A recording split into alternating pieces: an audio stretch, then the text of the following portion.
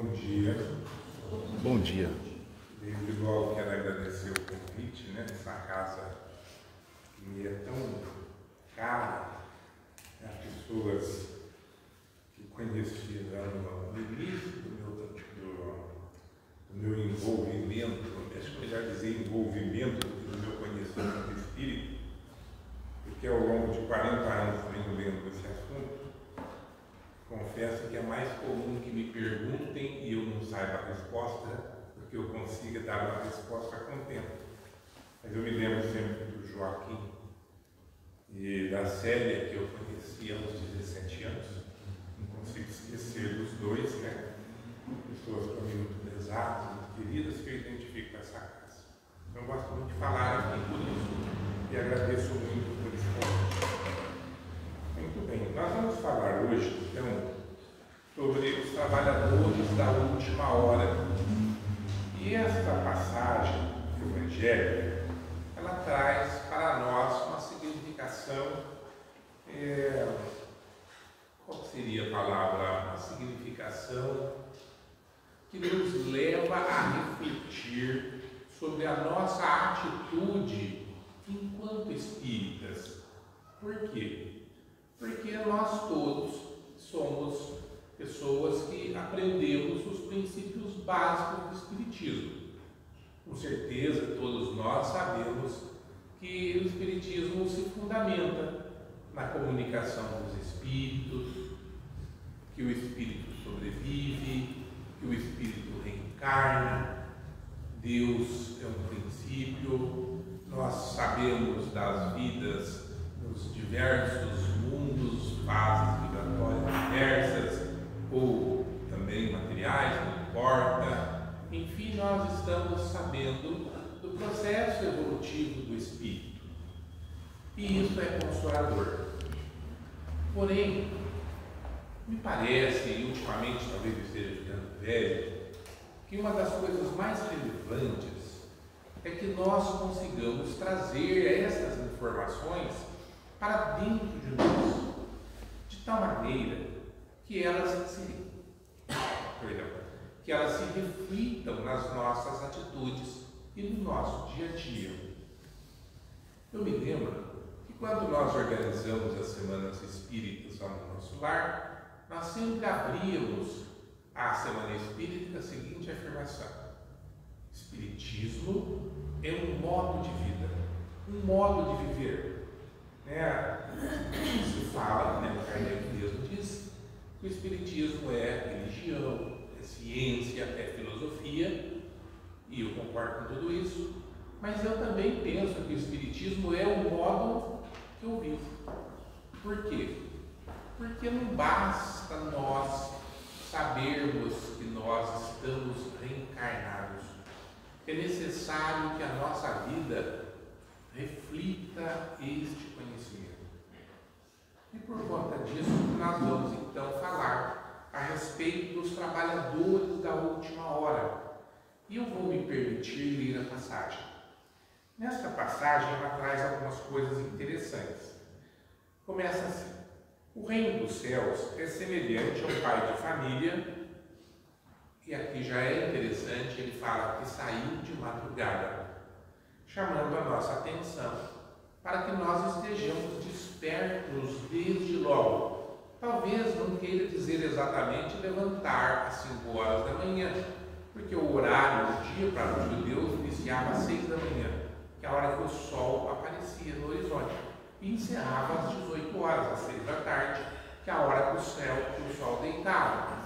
Muito bem, mas ele fala que esse pai de família saiu de madrugada, chamando a nossa atenção, então, para o fato que nós temos que estar despertos.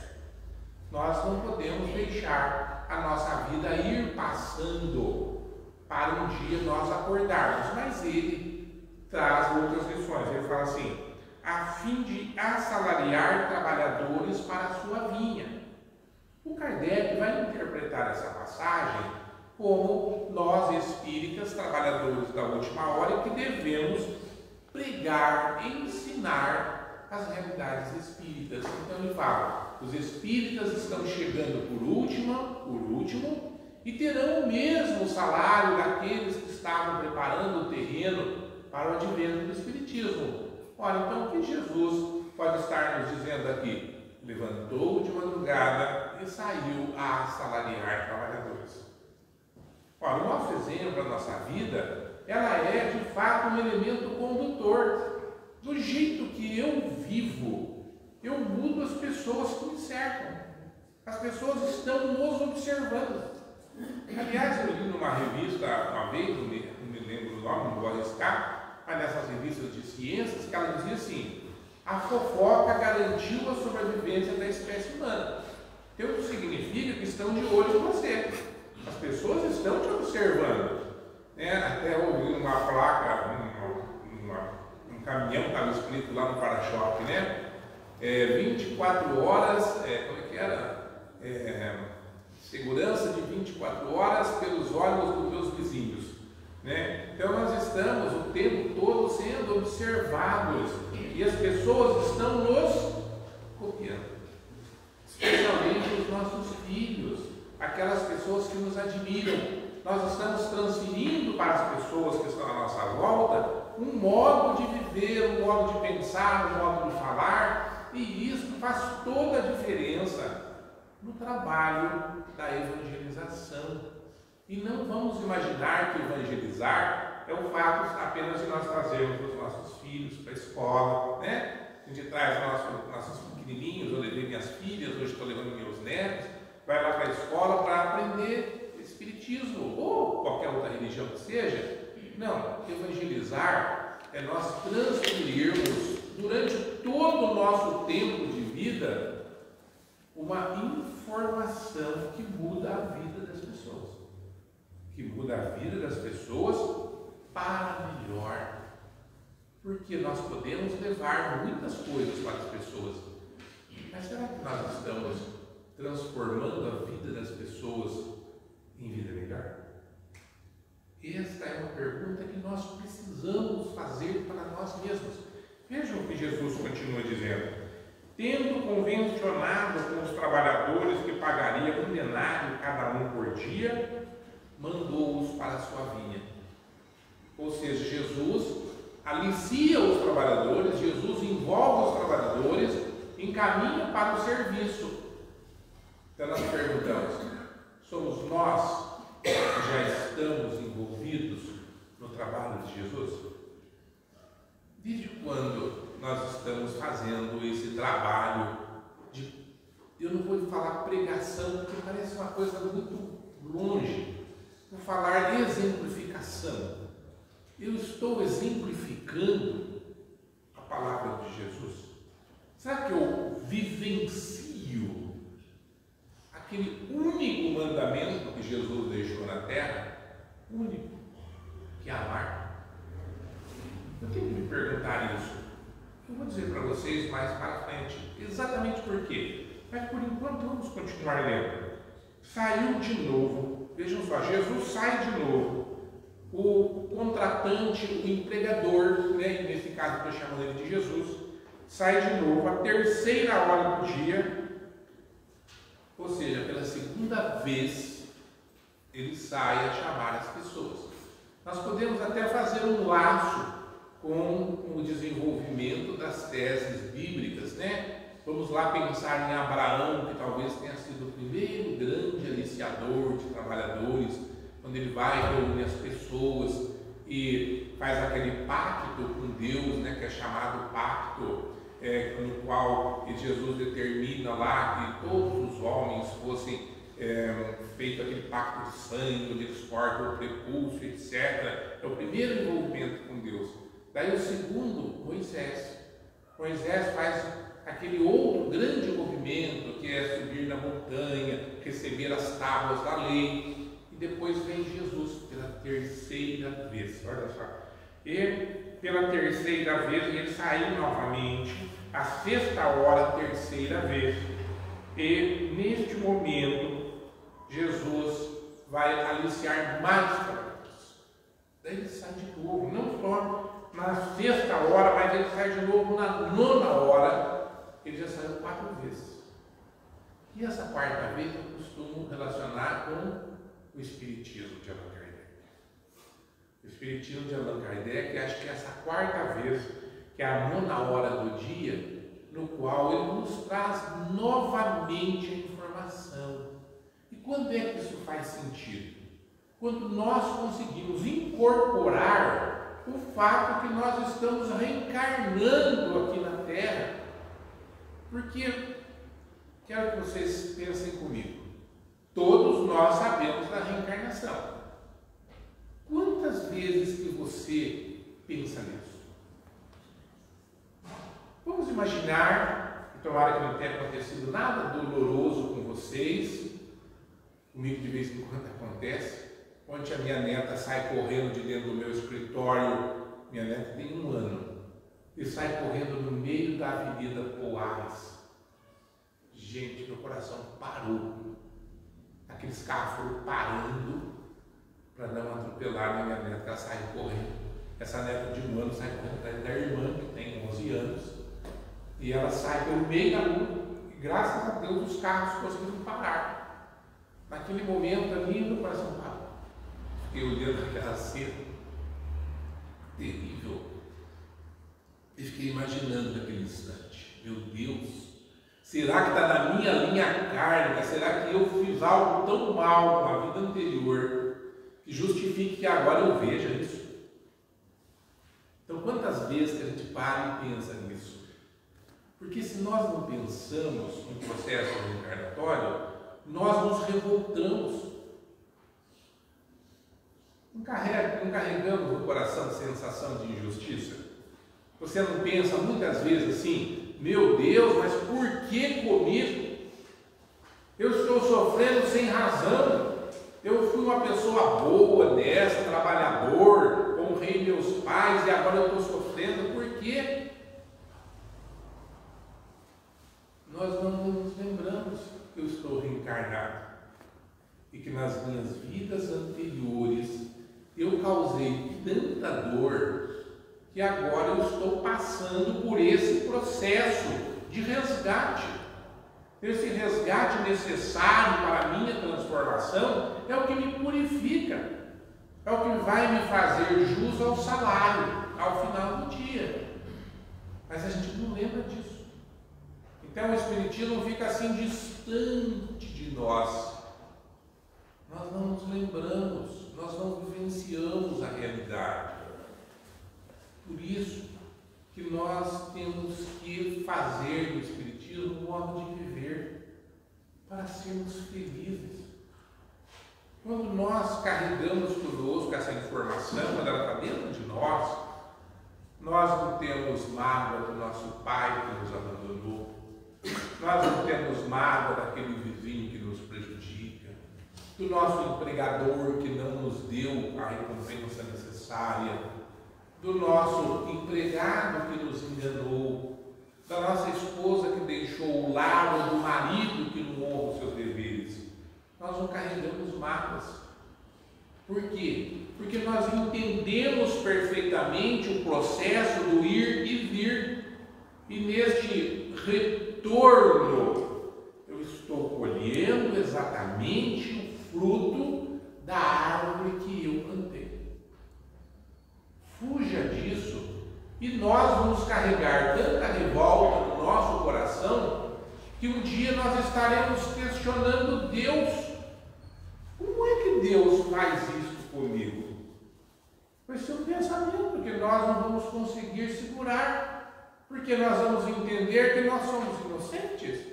Afinal de contas, nós nascemos a semana passada, nós estamos aqui fazendo as nossas tarefas.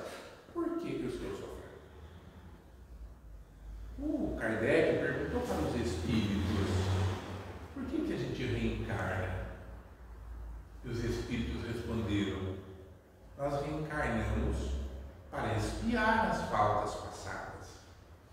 Se você ficar só nesse pedacinho da resposta, você já vai perceber que vida feliz é complicado. É muito difícil você ser feliz se você nasceu para expiar. Por quê? Porque a expiação implica em dor. Não tem expiação prazerosa. Imagina, faz, eu gosto de comparar isso com os financiamentos. Eu trabalhei na Caixa Econômica há 37 anos e fiz muito financiamento. E depois de uma certa época eu passei a trabalhar na parte da advocacia da Caixa, onde a gente cobrava o financiamento, né?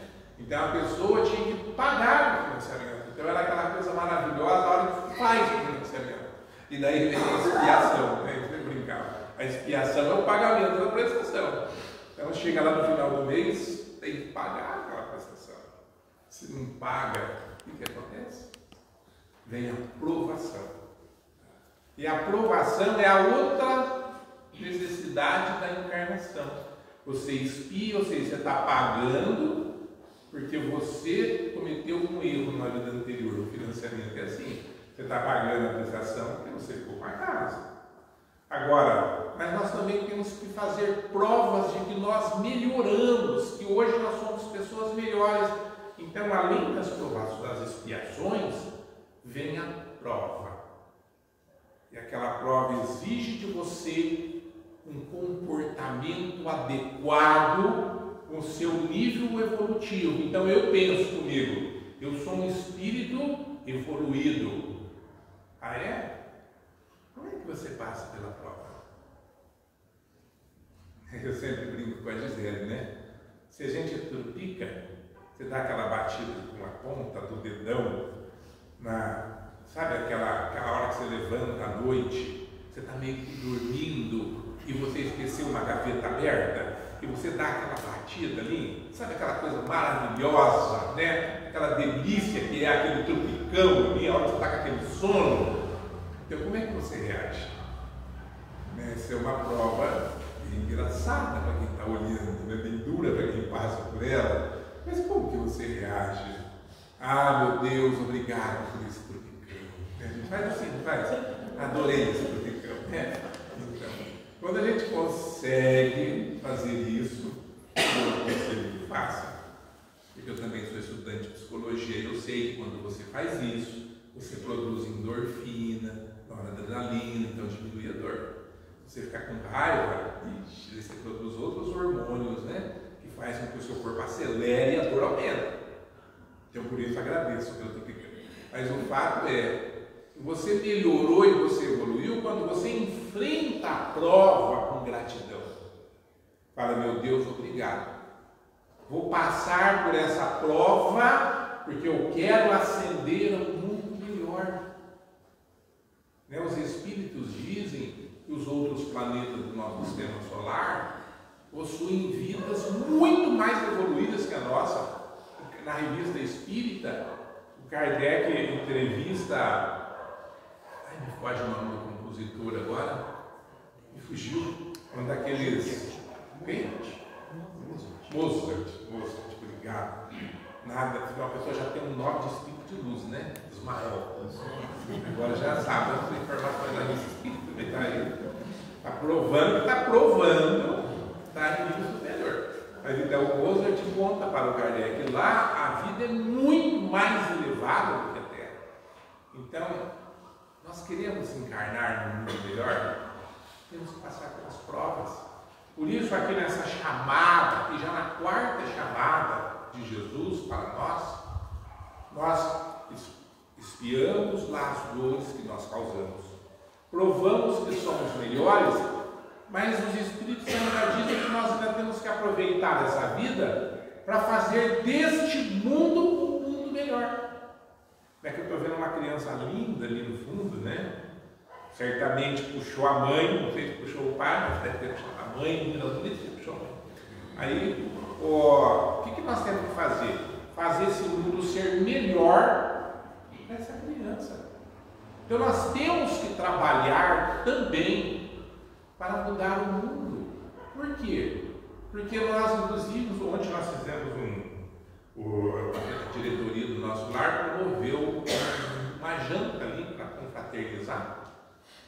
E a gente conversava a respeito da evolução da tecnologia.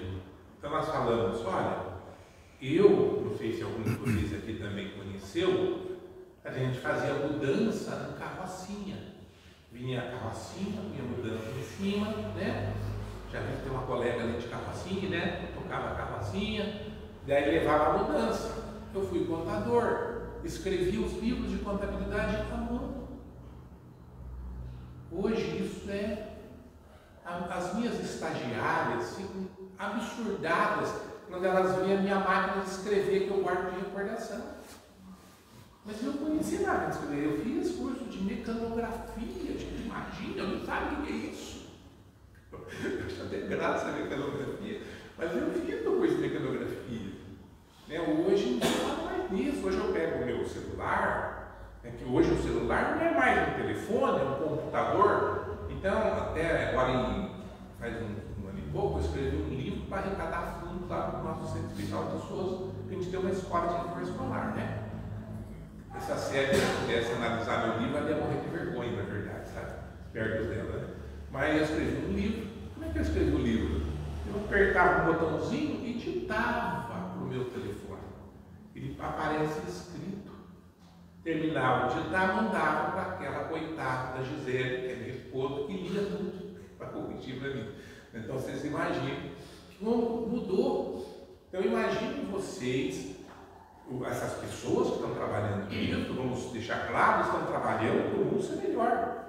Então a gente comentava, né? Que eu estou com 63 anos, meu amigo está com 70, outro está com 80, a gente já está enfileirando desencarne, né? Ele estava pensando, quando a gente reencarnar daqui uns 150 anos, como estará o mundo? Já pensaram? Que coisa maravilhosa que será o nosso mundo daqui a um século? Porque a tecnologia avança muito rapidamente. Então nós temos também esse compromisso de fazer o nosso mundo ser melhor. Porque os nossos filhos serão os nossos pais.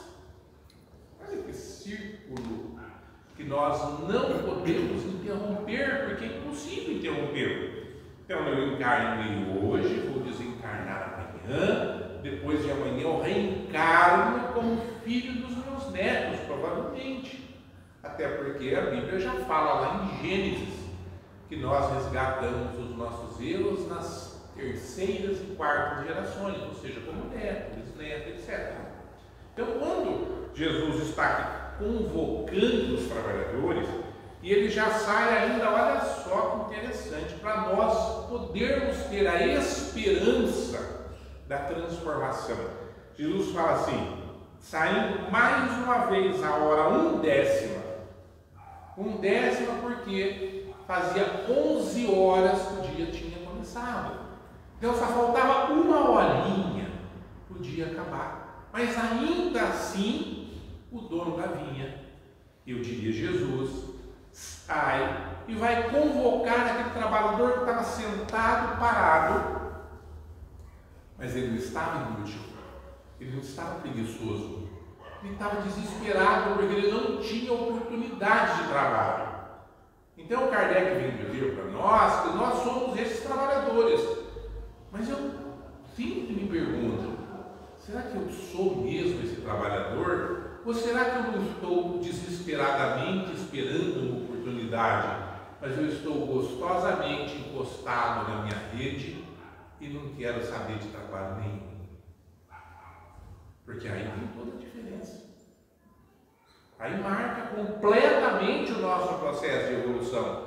Porque Jesus não nos deixa desamparo, Ele nos dá mais uma chance. Olha, tá certo, você não trabalhou, você ficou aí parado, mas não foi por sua culpa.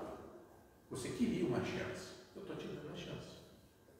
Então hoje nós sabemos que o nosso mundo está na fase de mudança. Né? Está mudando.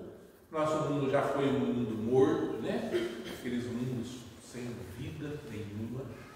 Nosso mundo já foi um mundo primitivo.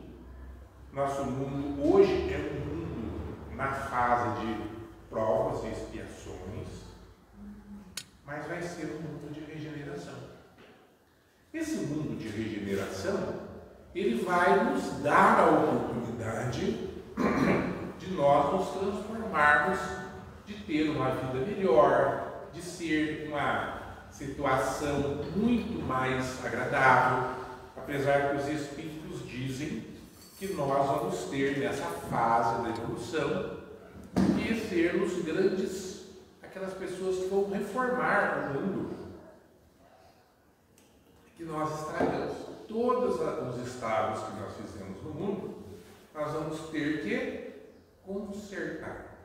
Mas, de qualquer maneira, também diz nos espíritos que nesta fase na qual nós estamos ingressando, os espíritos mais grosseiros, os espíritos maus, aqueles que são capazes de burlar sociedades inteiras, aqueles espíritos que dão prejuízos para nações inteiras, que são aqueles espíritos que capitaneiam o mal, enganam as pessoas, esses serão todos retirados da terra. Vão para outros mundos. E dizem aí os espíritos que esse processo já começou. E é engraçado que descrevem da mais diversa maneira. Eu lembro que, até já contei aqui numa palestra em tempos anteriores, que eu estava morava num apartamento ali no centro de Londrina, que dá visão para a Zona Norte, então uma visão totalmente aberta. Eu estava olhando, eu tinha acabado de ler uma revista espírita, da Rita, que vocês conhecem, tirada pela Clarim, que dizia que os espíritos estavam sendo expurgados, né? Os espíritos atrasados, aqueles que são espíritos maus, né? Aqueles perversos que pervertem a sociedade, estavam sendo levados embora. Aí eu fiquei, né, naquela introspecção. Eu estava olhando pelas janelas muito grandes do meu apartamento, olhando e pensando, será que é isso, né? Como será que os espíritos são transportados?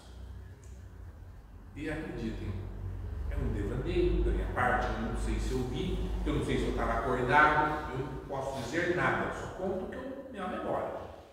E memória todo mundo tem direito de ter, cada um tem a sua. Mas eu lembro perfeitamente de ter visto no horizonte, muito longe, um pontinho branco. Eu fiquei curioso, fiquei olhando aquilo, e me pareceu de repente que era um avião. Eu pensei, nossa, nunca havia aviões vindo naquela direção, porque em cima dessa região de Londrina, os aviões não têm curso de avião, né? Eles passam mais ao sul. Aí eu fiquei olhando, de repente o avião foi chegando, e eu percebi que ele era enorme, mas era muito, muito grande. Imagina um avião imenso, né? Muito maior do que uma quadra, uma coisa imensa, aquela asa enorme. Aí o avião chegou, parou na minha janela. Imagina a situação, preparando a ponta da asa encostando na minha janela. E eu fiquei tão curioso, né? Aí eu me recordo que eu levantei, cheguei na janela, veio uma aeromoça andando por cima da asa, acompanha o meu devaneio. Veio andando, chegou na janela, me deu a mão e eu andei com ela por cima da asa. Cheguei em cima do avião, tinha aquelas cabines fantásticas, cabiam milhares de pessoas no avião. Eu sentei naquele lugar, adorei. Falei, que lindo, quero ficar aqui. A moça me mostrou o avião. Falei, essas pessoas estão todas sendo transportadas para outros mundos. Eu falei, vou junto. Eu adoro avião. Ela falou assim, não, ainda não. Eu voltei para o meu apartamento e eu vi que eram centenas daqueles aviões indo embora. É um devaneio. É verdade? Sim. É uma visão que eu tive. Passa alguns dias e eu vejo uma outra matéria espírita, um médium lá do Amazonas, de Manaus, relata que ele viu os aviões que estavam levando os espíritos embora da Terra. Pode ser que seja apenas dois malucos, tá? Mas foi muita coincidência.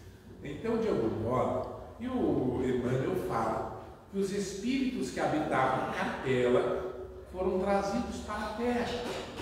E por isso que a Terra teve uma evolução rápida. Há 30 mil anos eles encarnaram no ventre das mulheres de Neandertal e o mundo deu um salto no progresso evolutivo. Eles foram trazidos para a Terra. Eram os espíritos maus. Eles evoluíram aqui conosco, muitos já foram embora e outros ainda estão aqui. Mas o que significa isso tudo? Por que essa história? Para nós pensarmos. Nós somos os trabalhadores desta última hora. Se somos, o que nós estamos fazendo? Vejam como termina a parábola. Quando o trabalhador foi pagar, ele começou pagando pelos últimos. E Jesus é muito de trazer essas contradições, Ele, por exemplo, cura a mulher que tinha a mão seca no sábado, ele cura um cego no sábado, sempre afrontando os fariseus que eram cheios de detalhes com relação a conveniências.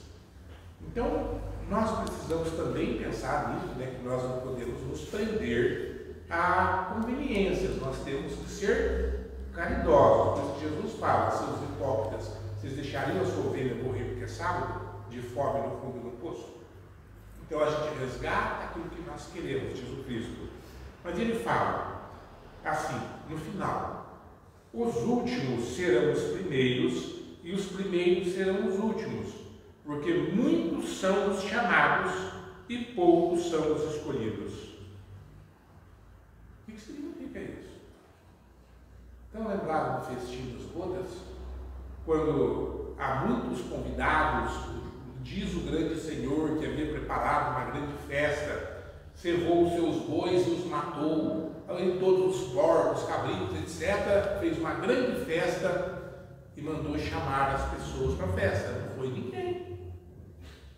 Aí o que o grande Senhor fez? Chamou todas as pessoas que fossem encontradas na rua, mas tinha uma que não estava com os vestidos apropriados. Então o Senhor tira essa pessoa da festa. Quando Jesus fala que vai separar os homens e as mulheres entre pessoas boas e pessoas ruins, ele vai separá-las para a esquerda, os que são maus, para a direita, os que são bons, e ele coloca alguns requisitos. Você me deu pão, você me deu água, você me deu veste, você me visitou no cárcere, no hospital, você me abrigou. Fez isto, passe para a minha direita. Não fez? Você conhecerá as trevas, o ranger de dentes. E a mesma coisa nesta lição e na lição das bodas.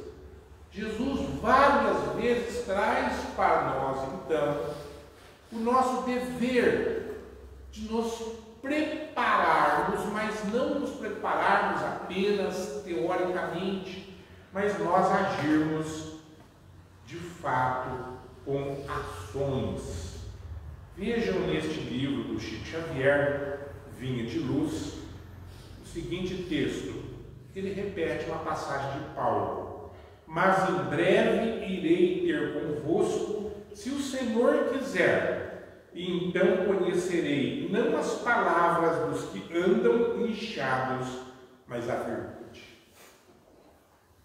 O ensinamento de Jesus é a caridade. Quando ele é questionado pelo maior dos mandamentos, ele fala: o maior de todos é amar a Deus e amar ao próximo, porque são iguais. E ele ainda afirma que aquele que diz que ama a Deus e não ama o próximo mente, porque ninguém consegue amar no que nunca viu, e Deus ninguém nunca viu.